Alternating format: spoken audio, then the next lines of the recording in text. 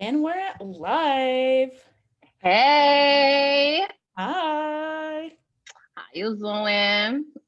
We are doing so I don't know about you, but I'm definitely in the like what day is it? What time is it? Like what month? I don't know. Yeah, same. And also, can we discuss how ridiculous and infuriating it is that people still want so much work and labor as we're getting ready to close this merciless year? Like, how you still want things from me? And We're gonna serious start a things new project too. right now. You're starting a new project? No, I was being sarcastic. Okay. Yeah, like your ideas can't wait till January, fam. Oh Nope. my goodness gracious. You know, no. I am so ready for people who don't usually work from home to go back to the office. They've ruined everything.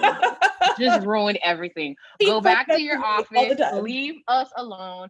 And I'm just like, I can't with the 24 hours, 7 day a week email in rotation. I also think because people think we're at home, that we're working longer and whatever. And Mm. some of us are, but when I'm working longer and harder, I'm working harder and longer. I don't assume everyone else to be doing it. And I'm not pestering other people with my emails. Like the boundary issues, I'm just like, I'm truly like, I'm disappointed and disgusted, Loki.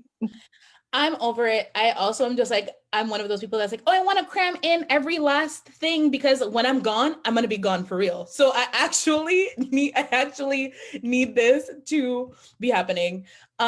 So for folks who are joining, so I just want to say we survived, knock on wood, 2020. This has been a year. I don't know if you've been journaling, taking pictures, doing voice memos, something to document this year, but it will definitely go down in history for a multitude of reasons. Um, and it's been a lot, and not everybody made it to the end of 2020. So I'm feeling super thankful and super fortunate.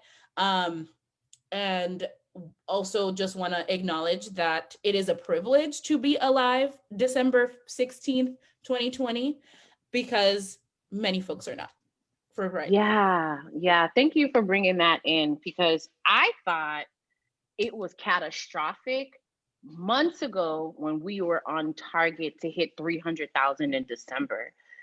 And I recently heard we are on target for 500,000 in January.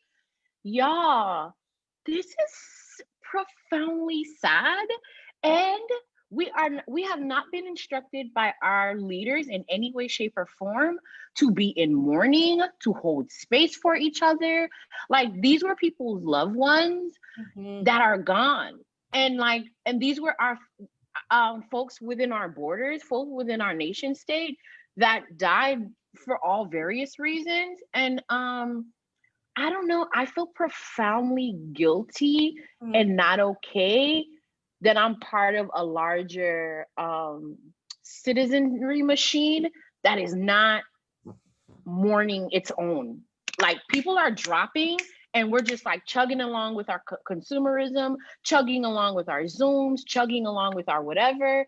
And, you know, people still talking about like the election was fake and rigged. And like people are gone. And I'm just, and Christmas is around the corner, where at least the people who celebrate Christmas, there are lots of holidays around the corner for people. And what does that mean for them that their loved ones are no longer here because Mhm. of a global pandemic? So it's just, again, I feel like this whole year, if I could like, if the theme of my year for me would be survivor's guilt. Like it's just Mhm. like Wow. I do have the capacity to work from home. I can do some certain things, like like just like which keep me safe. Like I live Mhm. with my 96-year-old grandmother, so I need to move different, and Mhm. my parents are older, and but I have guilt around the fact sometimes it's like people are essential. People who work at Family Dollar or Dollar Tree, like that's around the corner for me. Right. Walgreens, Publix, Trader Joe's, those kind like those folks need to work, and also I need their labor. And so part for those of us who are part of the managerial class, the Mm. professional class who can work from home, I've really been thinking about that. Like, what does it mean to be in class solidarity with those folks when I can run my entire business from this square? So just a lot of, yeah, even now, here we are, December, and I'm well, the people I love and I count on are well, the people who love and count on me, they know I'm well.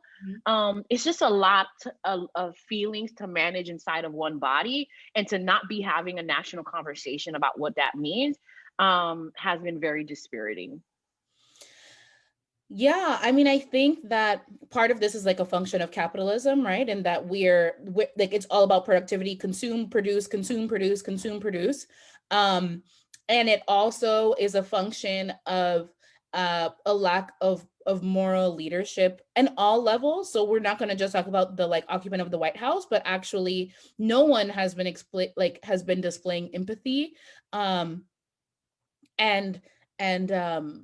caring, right? And so yes, there are like folks are on it in terms of getting the latest COVID numbers and making sure you have a mask, and what are your support small business and like donate to a mutual aid fund. But like all of this, none of this is actually telling us to stop, right? And so none of this is actually saying to put yourself and your health first. And so I think that has been a moral failure across the board. And actually this goes into like our review of, so today we're going to talk about the review of 2020. And there are like three major buckets that I think we will and should like interrogate further as we look back a decade from now or 100 years from now. But I think that living through the COVID-19 pandemic, the first thing when ish got real in March, I was like, what about the survivors of the 1917 flu pandemic? Like what were the lessons? I'm a student of history, okay? So I'm not about reinventing the wheel. I'm like, people have been through this thing.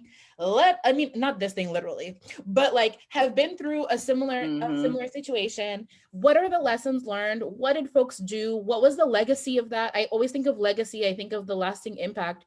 And basically they let folks die. Like it was like, it was just, like, I'm like, in true American fashion, it was laissez-faire, how we roll up in here. And it was just like, people gonna die, they gonna die. And it was hundreds of thousands of people, right? And so our blueprint, looking back at history in the US context, actually told us that this was going to happen, like that this was going to unfold this way, regardless of who was the occupant of the White House. Why? Because this is a deeper cultural issue. Come on now. In that, like, we have become so desensitized, and we are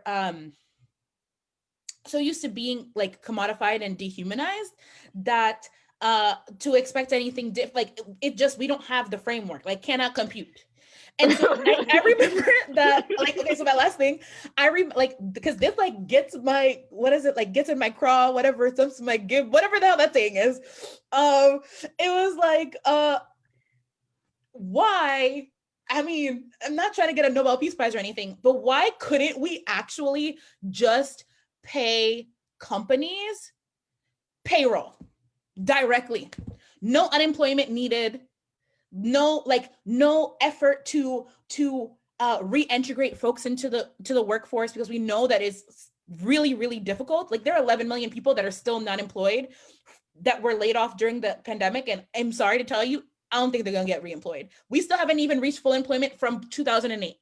So there's so many policy interventions that should be apolitical, because it is, universally impactful, that we just didn't do. Why? Because we are the United States fundamentally believes in laissez-faire. Yeah. Side, free market. Yeah. Seeing New Zealand that's out here chilling, going to concerts, legitimately back to normal. They ain't got no vaccine from what I heard. I don't know. They don't. I mean, did our good sister buy some vaccine? I don't know. I haven't heard. But gosh, Here's the thing. Prior to COVID-19, we were already living with, and a lot of people were already accepting a disgusting amount of income inequality. We're already kind of accepting police brutality and state sanctioned violence, was already okay with innocent people being killed on death row. We were already okay with so many things. We were already okay knowing that, like, I don't know, like the military is a hotbed of gender-based violence. Then like we could go down the list of so many things that had become normal place for United Statesians to just accept as a part of the fabric and the tapestry of what it means to live here. And so when a global pandemic comes and the global pandemic asks you to care about yourself and to care about your fellow citizen, ha ha ha, joke's on us. I never cared about my fellow citizen. So yeah, so this is why even those of us who are on, I don't know, it's just, I think irrespective of what your politics are, we all have to do that hard work and ask ourselves, how have we somatically absorb neoliberalism and individualism, and how like we just want to do what we want to do, and that we'll take some precautions, we'll slow it down a little bit, but at the end of the day, once I'm ready to take that trip, and I've seen some people taking trips and going to other countries, and yes, the other countries are telling them, and not for family stuff, like vacationing. These are not people who are going to go see their people vacationing. And I get it. A lot of these countries do have a better healthcare system, but you know what makes me sad? It makes me sad that countries that depend on tourism so much, because they've sold their entire country to the Western Hemisphere in a very specific kind of way. They've sold their entire country to North Americans, that even in a global pandemic, they have to figure out a way to get us to their country because they need our capital so bad. It's a lose-lose situation. I don't know. It's just like when I look at like what it means to be a product of North America and what's in us and how we've been socialized.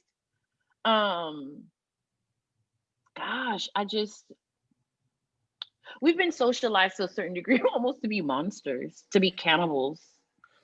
And we have to work very, very hard to not lose our own humanity and to not lose the humanity of others, because the way neoliberal capitalism works, late capitalism works, is to turn you into an all-consuming cannibal.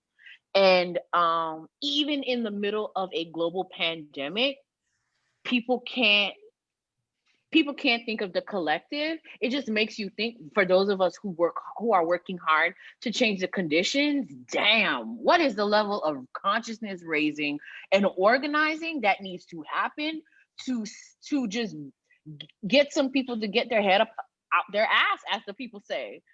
I mean, there was a point where I had seen this circulating, and also, I mean, so COVID definitely laid bare all of these systemic inequalities, the empathy gap, the cultural disconnect. It also just was like, fundamentally, you would think a global pandemic would let people understand why we need to have universal healthcare. Like, if anything, we're dealing with an unknown virus that literally has multiple presentations. So it is not a respiratory disease, right? It presents in a multitude of ways, from neurological to, you're hearing stories of folks needing amputation and all of these things, right? It is affecting our blood. It's doing all of these things. I am by no way a scientist, so I'm not going to be listening to a whole bunch of things to quote me about what it's going to do. Full disclaimer. But it presents in a multitude of ways against multiple organ systems, and we do not know the long-term health effects. There are folks who got COVID, who had a mild case or didn't even know that they had it, and are months later presenting with other health issues. There are folks who had a severe case and are needing to be in long-term health care facilities months later trying to deal with this. We have no idea, but all we know is having had COVID, whether you are symptomatic or not, will be a pre-existing condition. Okay, we know that you're going to have some type of long-term healthcare need, whether it is now you are asthmatic, whether it is now you're an amputee, whether you now have a neurological disorder. Like, these are the things that we know of. There's a universe of possibilities that we don't even know of. And so you would think in this moment, we're 10 months into this at this point, that healthcare should be a right. Access to healthcare should be a right. Even that. So I'm gonna modify it. Like, I'm gonna literally make it as expensive as possible. So healthcare should be a right, point blank, period. Access to healthcare should be a right. So at least you could get help, you could get paid for something if you possibly can. Even that. Healthcare should not be tied to your employer. Come on, somebody. Also a radical concept, which is people still are not there yet. Like, what is it that needs to happen for people to be able to understand that? Because there are these complete disconnects that around ideological lines that just really don't make sense to me in this particular moment. We're not talking about last year when an average of X amount of people died from diabetes and all these other diseases that have millions of people that are impacted, right? Hypertension, diabetes, heart disease, asthma, all of these that have millions of folks that are impacted. That was not, if they're have some form of cancer, we should have already developed that empathy, because we all know somebody that has one of the above, and we haven't. And even now that we're in a global pandemic where we literally had to shut down the country, the world literally stopped, and y'all still can't get with the program. Yeah, because I just don't think we really take seriously how much we enact and embody capitalism. And capitalism is a system of exploitation and dehumanization, and it does not care. And that is in us. It's in us. We breathe it in, we breathe it out, we eat it, we put it in our salad. We put a little spin on it, but it's still right. The conscious capitalism is still capitalism, right? Yeah. So this is what I mean by what happens when we start to somatically embody the worst parts of our society. And so empathy, what is that? And one would even argue, I don't think the average United Statesian has empathy for themselves. No. Because if you had empathy for yourself, if you truly saw yourself as a full human who needed freedom from things and not just freedom to do things, you wouldn't accept this level of inequality, because you would know that a society that upholds and supports this level of inequality makes me unhealthy. It will eventually render me precarious. So what happens when COVID-19 comes, and guess what? You're only as healthy as the person sitting next to you, period. Because if the person sitting next to you don't believe in masks and is not taking proper precautions, guess what? You could take all the precautions in the world and you finna get stuck. You are stuck. And you get reinfected with COVID. That is the other thing. Ooh, Chile. Okay. Go ahead, Dr. Fauci. Go ahead. People have gotten reinfected with COVID because y'all, the people that you're with, the neighborhood, the whatever, the cashier, the person who's at your Publix is still not wearing a mask. And so I know of people who've gotten COVID twice. This is not I had it and then, I'm still testing. It is a full new reinfection. You hate to see it. This is where I'm I'm not, we know that COVID is not going to be eradicated just like avian flu wasn't eradicated, it just became a new strand of flu, right? Like we are going to build, you know, immunity or whatever, and we have the vaccine and all of these things. We're going to adapt, but this is a live virus that will now just it's just introduced to humans, and the level of infection and the pandemic proportions will only remain at this level until people do the basic hygiene that they need to do. Like, Stop basic. it. Listen, so Hygiene. there was Don't make me so mad. Hygiene. Understand when I went to Target, so my lockdown started the 10th. I did all of my errands the 10th of what? Of March. And so I was one of the early people. My aunt had been like concerned about COVID when it was in Wuhan and sent me a box of masks. Like I had masks and gloves and sanitizer like in January, because my aunt was like, something's not right here. And like, it's going to come to the United States. There's no way. So I always have to say, like, people thought she was crazy and she was right. So, so I do have a pre-existing health condition. So my doctor actually told me, she's like, because I know that you have a gajillion meetings, you travel all the time. I need you to stay home, because at this, I have really bad asthma, prone to pneumonia, all these things. So I already have scarring. So she's like, you need to stay home. I'll write whatever I need to write, but like work from home until we know what the hell is going on. And so I got supplies. I remember going to Costco and Target. I will never forget this. And you see all toilet paper gone, paper towel gone, hand sanitizer gone, Lysol spray gone, Lysol wipes gone. Do you know what's still in the shelves? Soap. The soap aisle was full. I'm like, basic science, virus. Baby, let me tell you something. Water. Let me tell you something. I'm like, we're going to be in this forever. Literally, I remember in that moment, I was like, we're going to be in this forever, because you're only washing your hands. You need soap.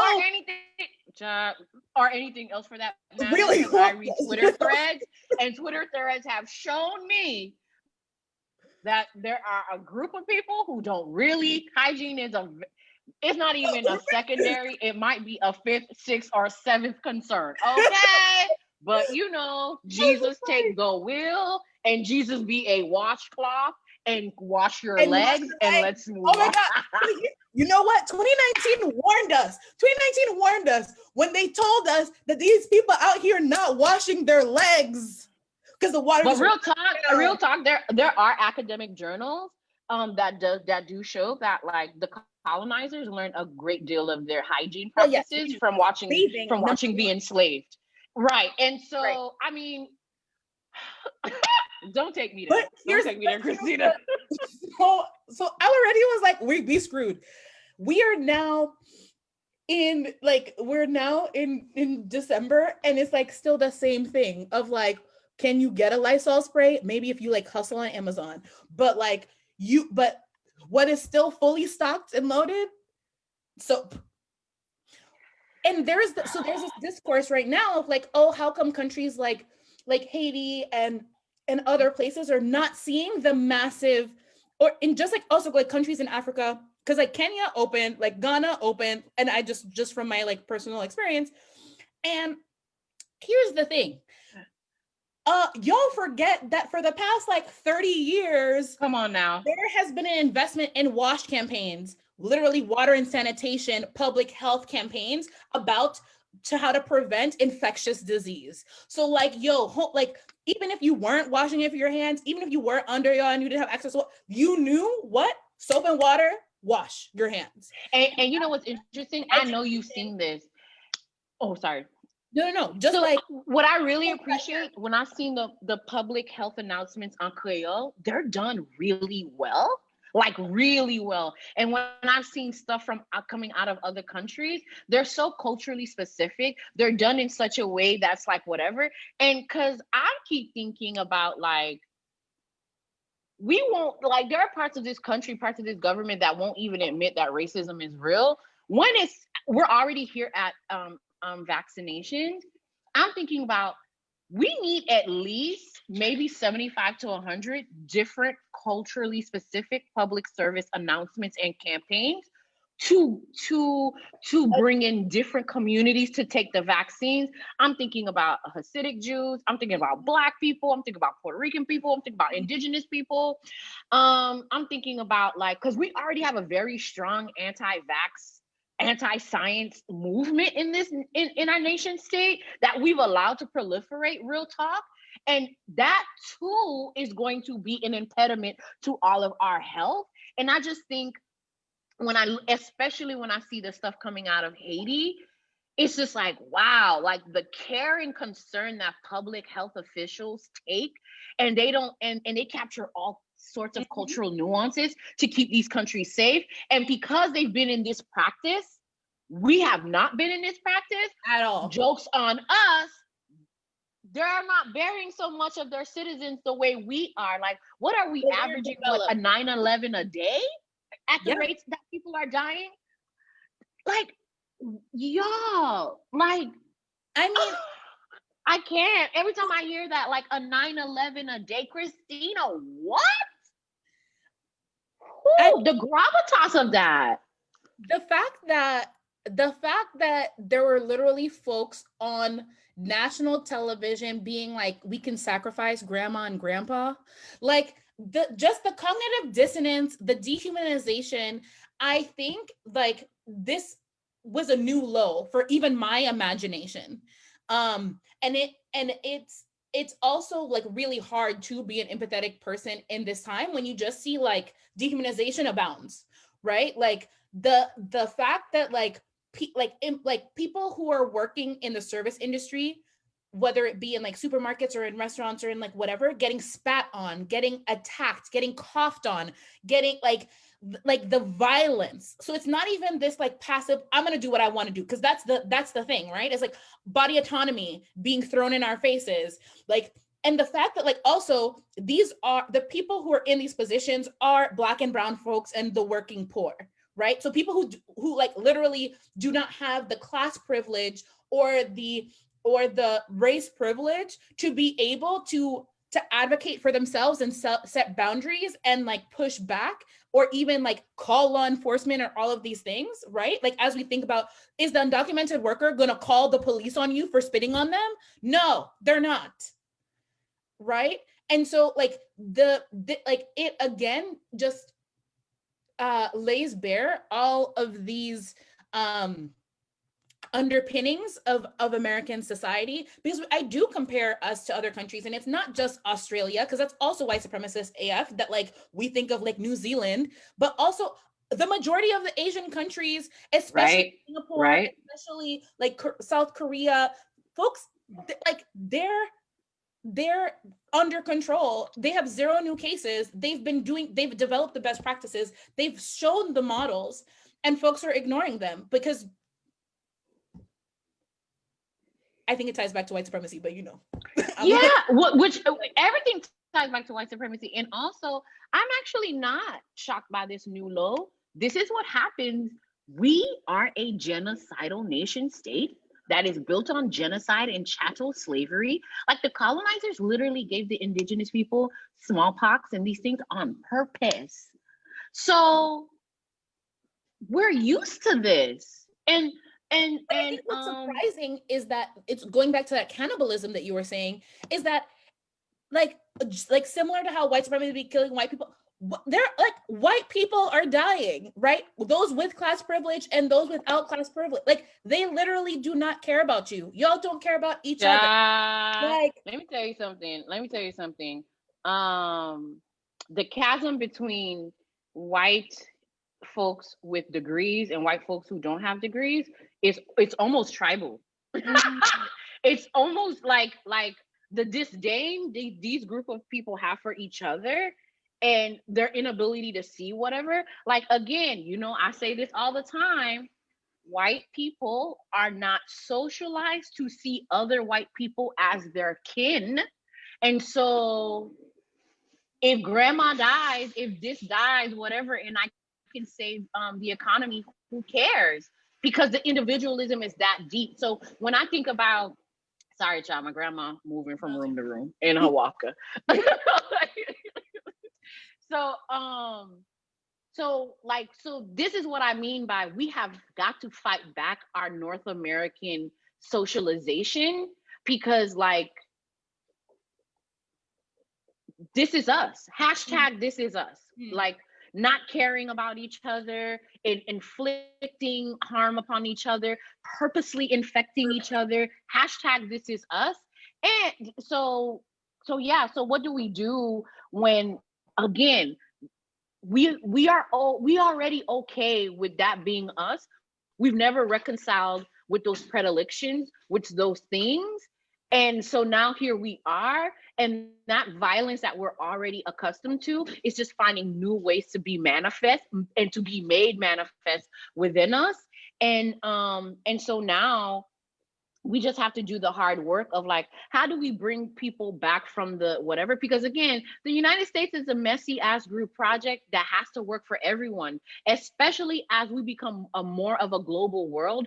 Global pandemics are going to become more and more part of our norm. So, which is why it's just, it's imperative that we really get strategic about what does having a serious anti-racist social justice strategy and ethic look like for our basic survival.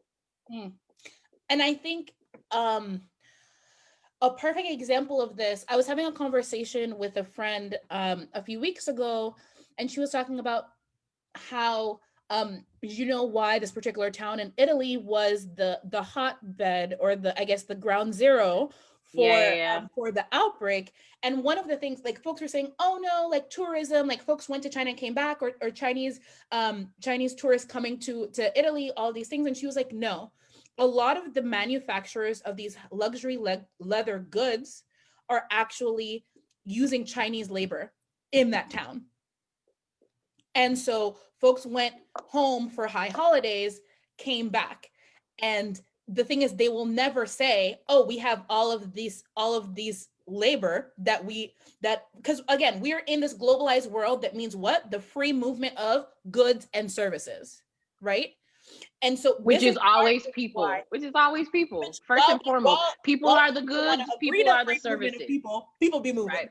So, right. So saying that there's all of this Chinese labor happening in the province where Milan is, for all of these luxury brands. So, you know, when you see the lovely videos of the handcrafted bag, or the artisanal bag, no, that's still being mass produced by Chinese labor in a factory at slave wages, and in poor working conditions. Always. Right? Where and that is how they found that, like, that is how COVID spread throughout the Lombardy region and beyond, right? So what you're telling me is capitalism makes us precarious and it's dangerous for our health? Oh, okay. So that want to make sure we say that. That's my little summary of how we got here and how this will continue to be a problem. So let's move on from COVID. Yeah. But I think we did a good job of highlighting all of the things. Jeez Louise, we covered the waterfront, as the people say. We'll do a whole episode just on COVID, because guess what? We still gonna be here in 2021. Anyway. Okay, so the next topic that we said that we realized that was a major moment in 2020, racial reckoning. Again, this could be a whole other episode. We're gonna go there. My gosh. What are your initial thoughts, Lucy? Like your initial reflections on the racial reckoning of 2020? My initial thoughts were just like, wow, like we really survived that. I didn't think we were gonna survive that. I didn't think the nation, these United States, was going to survive that. I just thought like we were just gonna, like, every major city was just gonna burn down to the ground one after one, because like I felt a collective grief and anger that was so guttural and visceral that I was just like, dang, whoo, we might not make it this time. We might, Nat Turner's revenge, like people might really take to these streets, right? Which they were. Which they did. And so Streets what really like made me hopeful, because again, I put my hope in social movements. I do not put my hope in electoral politics or a two-party system or some charismatic man or whoever. My my hope rises and sets with social movements. And so I was really excited to see Black feminist ideas, abolitionist ideas making it into the fore. Like when major newspapers and media, whatever, have to talk about, oh, what is the difference between defund and abolish? What is da da da da? And to me, it's just like, oh my God, these are like Black feminist ideas, queer Black abolitionist ideas that have made it to the foreground.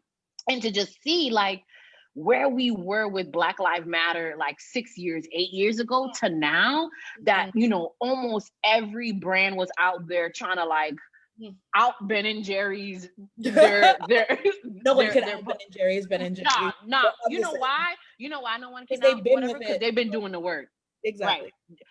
They've been in a process since BLM started almost, and so which is why theirs is the only like message. I was just like, yeah, that sounds like people who've been in a process or some kind of struggle, and who've going far beyond reading just books, right? But anyways, so that I had We're not a lot of by Ben and Jerry's, but we are not, child. But send us. But I will take ice cream now. I will take ice cream, and they found quite a few Black-led organizations. So I ain't no nonprofit, so send us just like $1 or $2. I know one of the white people who watching this got the Ben and Jerry's hook up. Go ahead and hook it up, boo. Go ahead.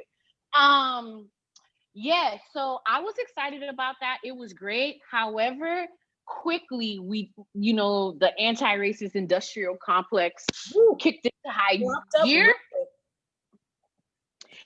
And so, those of us who've been doing the work, who are Black and who've been doing the work, lots of people reached out or whatever. And the part that was really angering to me was just like, people really thought we were gonna busy ourselves outside of racism. Like the energy I felt some people were coming to me with is it's like, we have the summer to solve racism. Are you on board? And like manager of racism, I file a complaint. Yeah, literally. No, they thought that they thought we were gonna like call the manager our way out of racism, read our way out of racism, panel our way out of racism. That was annoying. And at the same time, I'm a popular educator. So like it's really important to me that like I spread the gospel of anti-racism and I spread the gospel of Black feminism, not the gospel of Lucy B. Sagu, but on some real stuff, like help raise consciousness. And so I was kind of conflicted in regards to like, what do I say yes to? What do I don't? Because again, I've been working at my little business for so long, and I would get stuff here and there. And all of a sudden, literally, like I charted it out. I had a 300% growth rate of people inquiring, doing this, doing that. And so at one point, I almost felt like I was standing at the anti-racist fast food joint at the drive-through window, and people would just pull up and be like, yo, can I get an anti-racist workshop though? And it's just like, and I'm like, but what about transformation? What about cultural change? What about this, that, and the third? And so I don't know. And then all of these books being on the New York Times bestsellers, which was both like good and annoying, because a lot of those books, I feel like I'm going to be spending the next 2 to 3 years undoing a lot of like misinformation. Yeah.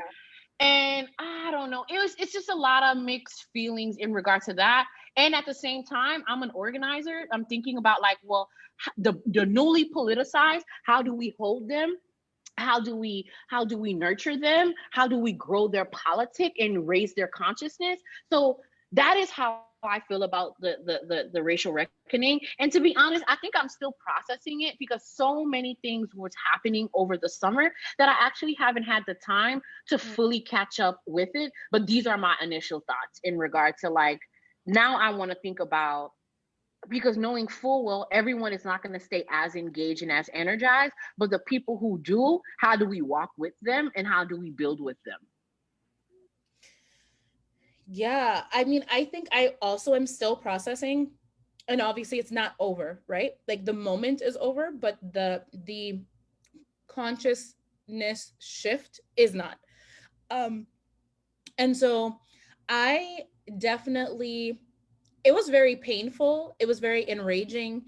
I think it was the first time that I really allowed myself to be like emotional, like unapologetically emotional about um about racial justice, because if you do this work and are in like multiracial spaces and are trying to build that multiracial coalition, like at a certain point, like I feel like I've had to remove myself to be able to like move through and with people. And so this summer I really got to just be like all the way real, I think.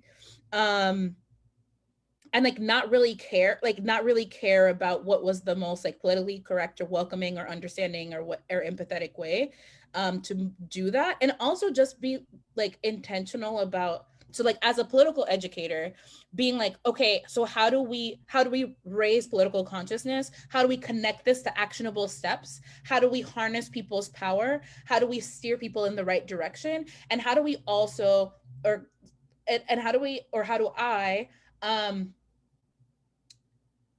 stop the like interrupt the BS narrative as it was being generated. It was like constantly like, nope, that's not true. This is false. That's not it. This is who you need to talk to. Don't really know how this person is speaking on this thing because they know nothing about nothing.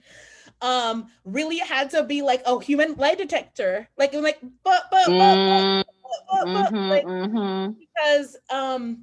folks really profited off of this moment. And I think, again, going back to the theme of like how we internalize capitalism, and this is not a critique of like buy Black, trust Black women, amplify Black voices. That's not what I'm talking about.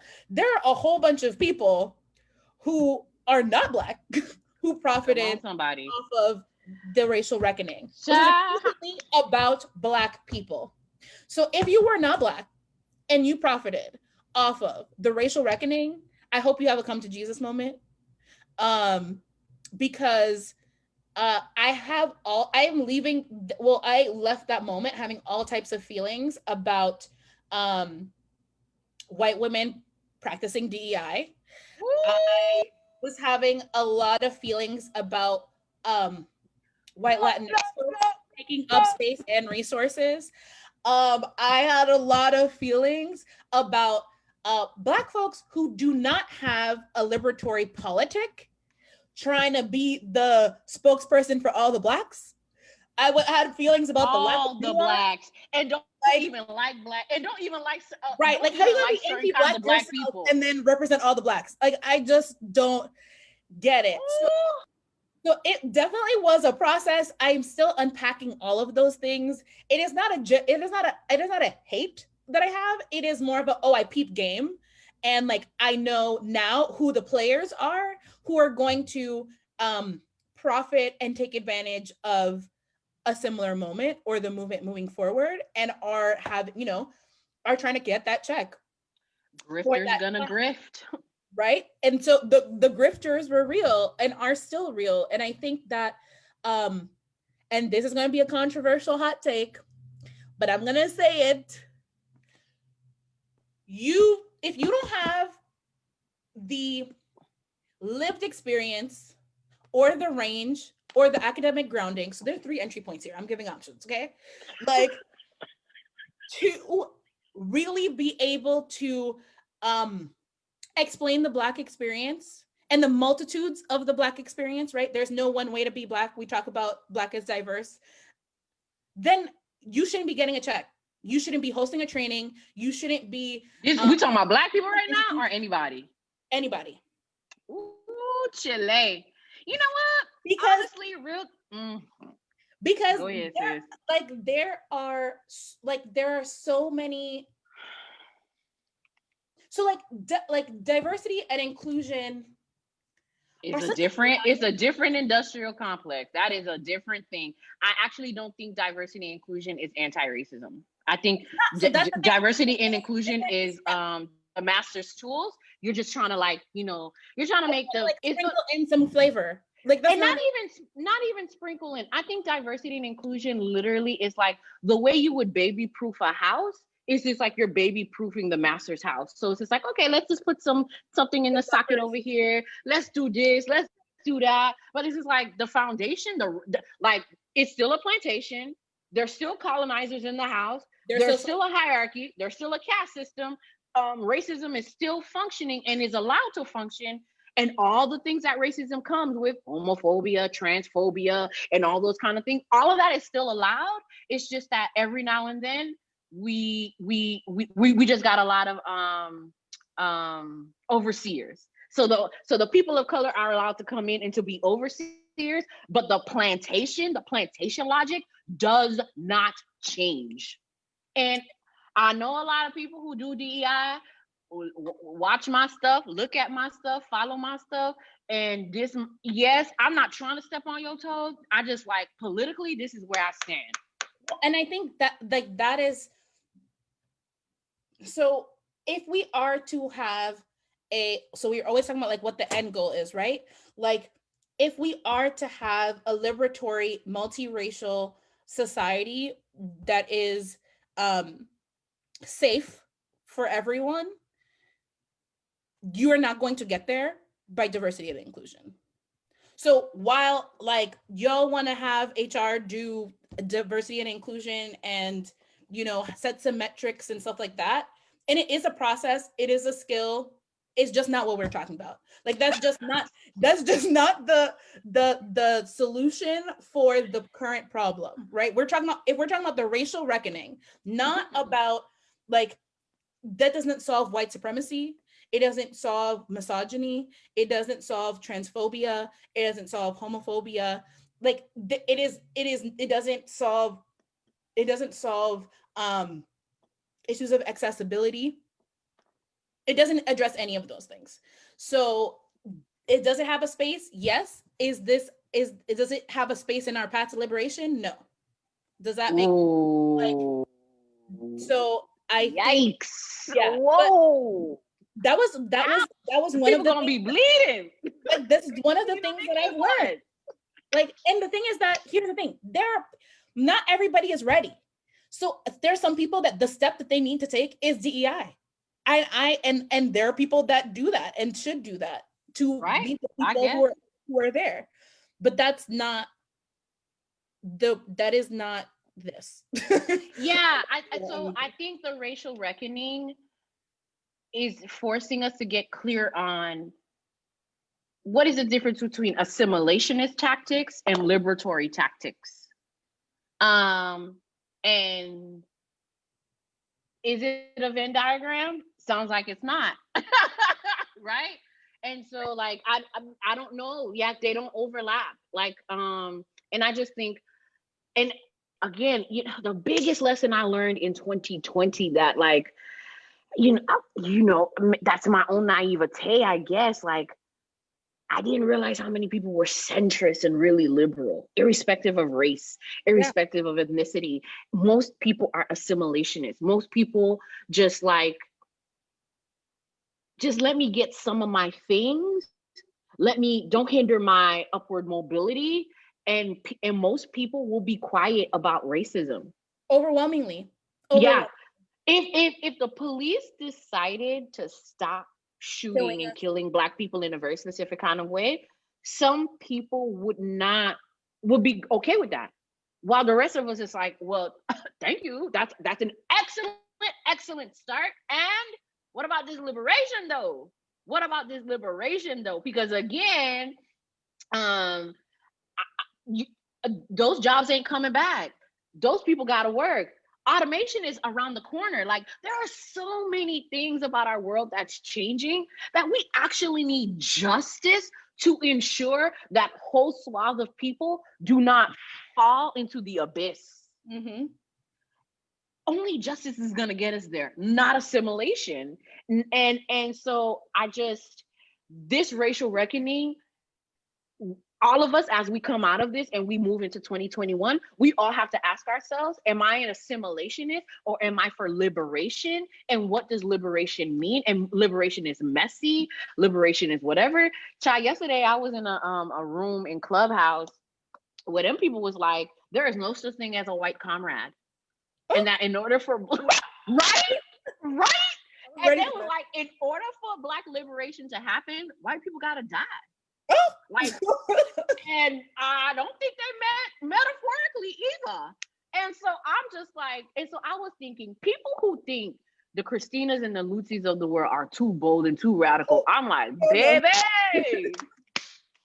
weak sauce. We are weak sauce. Weak sauce compared to like, I'm willing to work with white people. There's a whole gang of Black people who are like, actually not. And I'm just like, again, them Black people not going nowhere just because Joe Biden is in the whatever. They ain't going nowhere. And so, I mean, so there's a lot to unpack is the moral of the story. And you know what? I'm not going to go too further because this is mixed company. I'll save my juicy tidbits for the Black only conversation when it's just you and I, because fam, I think most people don't even know what's on the horizon. And that's why what do? I keep my ear low to the ground. I got all sorts of people in my whatever. And I do believe in anti-racist coalitions. I don't think that's predicated by any one gender or race. But people want liberation, and some people want it like truly in the true Malcolm X sense of the word, by any means necessary. And I really want people who are centrist, middle of the road, irrespective of race and ethnicity, to ask themselves, baby, very soon, like, are you ready for that level of conversation? Is what I'm saying. Actually, so I think that the lessons that I learned were that we are not on the same page about what liberation looks like. We are not all at the same baseline. And I think that folks have moved to be able to understand, defund the police. Don't let the media narrative like fool you. Like, actually, like, again, we've talked about this at nauseam on here. But the fact that, like, we talked about police accountability and abolishing the prison industrial complex and all of these things, that is not like, nobody again just pops up and decides to be one. It is a process and a well fleshed out theory of change. That, like, I've seen folks make that shift. I've definitely seen the acknowledgement, like, it's sad that, like, the barrier's so damn low, but, like, the acknowledgement that, like, Black Lives Matter, like, saying the phrase Black Lives Matter is not radical. Like, I remember when it was. I remember being like, I'm gonna put this on my Facebook and people are gonna think that I'm like, right.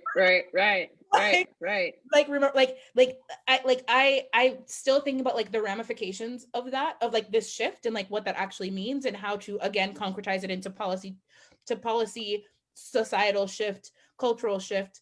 And I also just, like, on a like happier note, I guess, am so thankful for the Black brilliance of being a part of Freedom Summer, like, being, like, seeing really like mass trainings, like mass trainings. Mutual aid.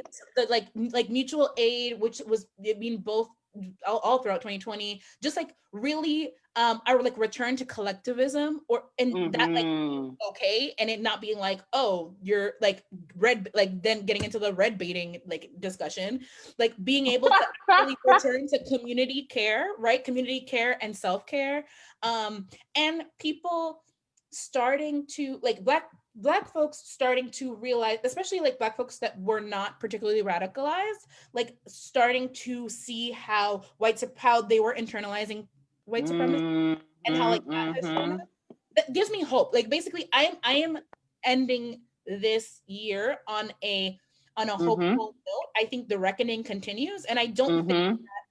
um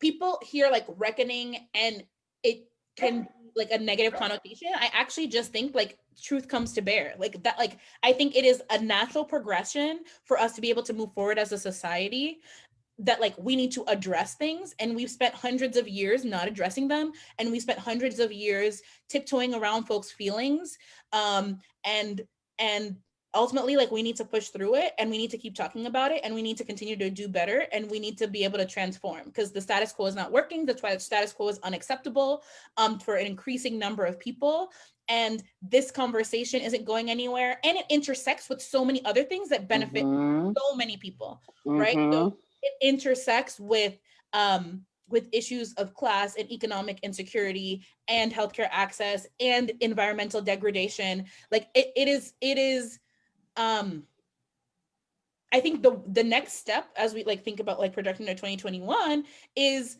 really to talk about, to see how our intersections, which is why I believe that we need a multiracial anti-racist coalition, because actually there's so many intersections that move us all forward. Right. Our fates are linked. Like breaking news, human beings are interdependent, interconnected, and actually need each other, need need the plants, need the animals, need the earth. We need all of this to be working well if we are to survive. Like the circle of life, fam. And like And I just think everybody it's has a role. I think you play yeah. a position. Like you don't Yeah. need to be Hell something that you're yeah. not. You don't need to assume an identity or a politic that you do not genuinely have. It does not serve anyone. Nope. Like play a role in this journey, and like that's it. Yeah, that's it. That's it. And so as we coming up on time, Well, the I think last you thing, still have one more. yeah, Yeah. yeah, for sure. We have one more. And the last thing is just like I was actually hyped. I know like if we were in like a 67 month election cycle that recently ended, sort of kind of, I guess. It ended. Don't let It, the I know, Ja. I know, Ja. But I was really excited that we had 29 people running to be president of these United States. Not that so I want to clarify. Obviously, this is an imperialist job that people were applying for. meeting the empire. Yes, that is. Yeah, so it's just like again, like I have my own politics around that. But what I was excited about, and whatever, I was just like the different kinds of people who were running, and it was just like this is why you can't stop change. You can't stop cultural. This is why I'm so invested in cultural change and raising consciousness, because the United States has already changed. It is changing. People are, lots of things are different, and I think our last election cycle showed that. Like all sorts of people saw themselves as worthy of running. That was really good. That was really great. We ended up with a white man as the president, and which is really like, really? We started with all of that just to get like a really old white man. But at the same time, I'm really excited. And so I'm excited about like um the next time we have an election, who else will run? I'm excited to see Julian Castro run. I wish I would have paid a little bit more attention to him the first go round, in a very specific kind of way. I'm just excited to see. I'm excited to see how the left wing of the Democratic Party is going to figure out a way to bring the party left, because I think they're gonna figure it out. Like, it's gonna be rough, it's gonna be messy. There are gonna be a lot of missteps, but eventually, like, the world is moving towards a trajectory that is just like, it's undeniable. So it was as weird, as ridiculous as these presidential debates are, those archaic rules, but it was really nice to be like, okay, you got to watch this thing on a big screen TV because it's like hella people on the stage, right? And so that to me was just like, yeah, like it or not, America is changing, right? Like it or not, America is going to have to really get,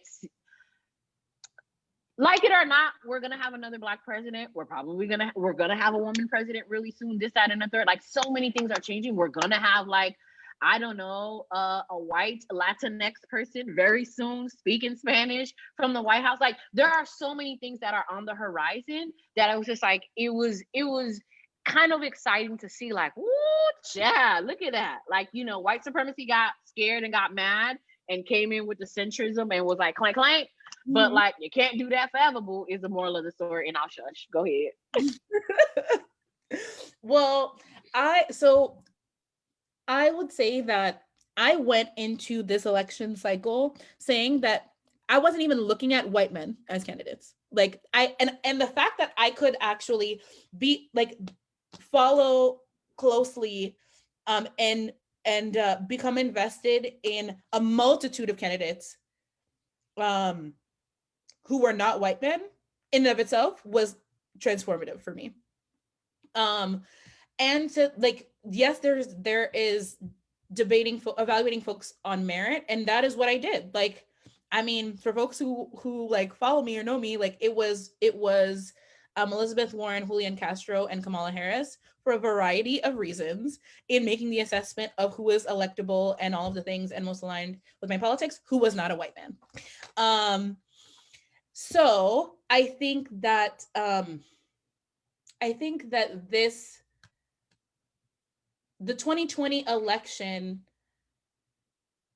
also showed that, like, there was a variety of people of color who had a wide range of politic that were up. Like, there were a bunch of women. There were 9 women candidates. Then literally there was a conservative folk, there was a libertarian, there were progressive folks, there were centrist folks. Literally, it was like you got every flavor. There were multiple women of color. So it really felt like more of a, I mean, will I say that, was I like in love with anybody? No, but like the fact that there were options and that they, like you were saying, represented the complexities of the United States was definitely memorable. And I think that the fact that we ended up with an old white man is also memorable. So it was like, I definitely was one of the people that was upset. I was like, how did we end up with this? You know how. But I think that the lesson is that, I mean, this highlighted for me, my hot take is that that particularly Black voters are willing, who they deem the safe choice, is an example of our internalized white supremacy. Like, literally, ooh, that like you just gonna drop that on because of the Black people towards the end. We got Joe Biden because of Black voters, period. We got Joe Biden because of Obama and Clyburn, who are Black. That's what I said.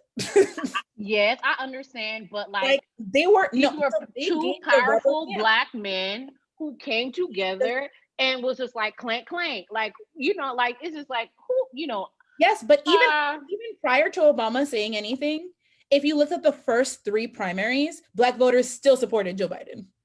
Well, you know, because they really like the fact that Joe Biden was a good white man to the first Black president. I mean, I'm saying that, like, Black voters, like, either way, no matter how they ended up there, Black voters are who gave us Joe Biden. And that, and we've had discussions about this, of like, that is an example of why we need to do the work with our own people. But I think the fact that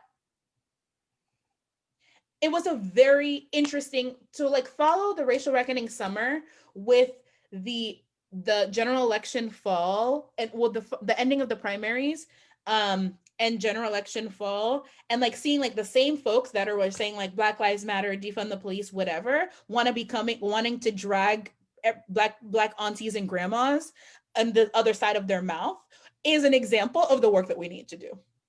Because like just because they're not doing what you want to do politically, like you are going to go back to dehumanizing them and like literally being like Black voters are stupid and all of the things. So it like for me, I was like, there were plenty of people I unfriended, I muted, I blocked. I was like, thank you for showing yourself to me, because actually we are not on the same path to liberation. Because you Yeah. have to be able to accept the expansiveness of Blackness does not always going to agree with you ideologically. And also, like, the left any like Black people do not owe the Democratic Party anything, full stop. And Black people also do not owe progressives anything, full stop. especially the leftists and the progressive who refuse to organize and talk to them. Right. And full stop there. So at the end of the day, organize. You want to win, you got to organize. And not pontificating from on high from your gated community on social media. You got to organize. And so I think that's my final point. Like 2021, you gonna organize or not? That is what I'm looking forward to in 2021. I think it requires organizing moderate Black folks. We need to organize moderate Black folks. We need to still hold accomplices and allies accountable. And I think that we need to really envision what not just an equitable COVID recovery looks like, but a transformative COVID recovery looks like, because I don't want to go back to normal, because the back to normal did not serve us. So what are the lessons that we've learned? What are the things that were laid bare by the COVID pandemic? And what are the structural changes that we can enact as we rebuild? Beautifully said, boo. I think that's a good place to be like, we done. All right. Well, we will see you in 2021. Bye, y'all. Bye.